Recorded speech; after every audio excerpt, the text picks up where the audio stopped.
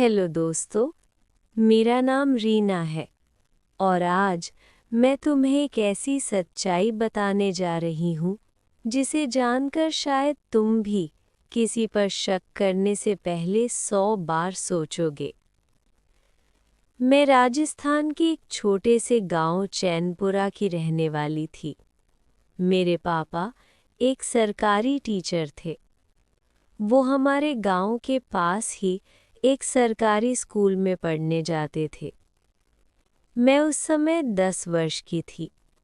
पापा मुझे भी अपने साथ स्कूल में पढ़ने ले जाते थे। इसके 2 वर्ष बाद मेरे पापा की ड्यूटी जयपुर शहर लग गई। 1 वर्ष तो मेरे पापा खुद ही रूम लेकर रहते और अपनी ड्यूटी जाते। उसके बाद मेरे पापा मेरी मम्मी को और मुझे भी जयपुर साथ ही रहने के लिए लेकर गए। अब उस समय मात्र मेरी उम्र 13 साल की थी। मैं थोड़ा थोड़ा घर के बारे में सोच समझ लग गई थी। इसके बाद मेरे पापा ने 1 साल बाद ही अपना घर का मकान बना लिया। मेरी मम्मी घर का सारा काम करती और मैं स्कूल जाती और मेरे पापा ड्यूटी जाते। एक दिन हमारे घर पर एक औरत आई। मेरे पापा से बातें करते हुए कहा, मैं तुम्हारे घर का काम करने आ जाया करूंगी। हमारे घर में एक काम वाली आती थी। नाम था सुशीला। साधारण सी औरत, फटी साड़ी, लेकिन चेहरे पर शांति। मम्मी उसे अक्सर डांटती रहती थी, लेकिन वो कभी जवाब नहीं देती।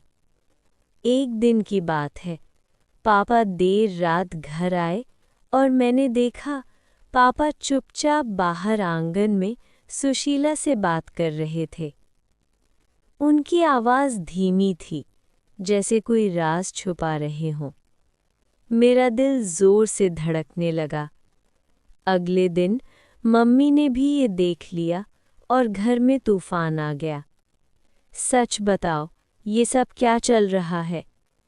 पापा चुप रहे और सुशीला सिर झुकाकर खड़ी रही। बस यहीं से गलतफहमी शुरू हो गई। घर का माहौल बदल गया। मम्मी ने पापा से बात करना बंद कर दिया। मुझे भी लगने लगा शायद सच में कुछ गलत है। लेकिन एक दिन मैंने सुशीला को अकेले बैठकर रोते हुए देखा। मैंने पूछा, सच क्या है? तुम पापा से छुपकर क्यों मिलती हो? वो कुछ देर चुप रही, फिर बोली, आज सच बताने का समय आ गया है बिटिया। सबसे बड़ा मोड़, एक्सीडेंट ट्रूथ। आज से 10 साल पहले तुम्हारे पापा का बहुत बड़ा एक्सीडेंट हुआ था।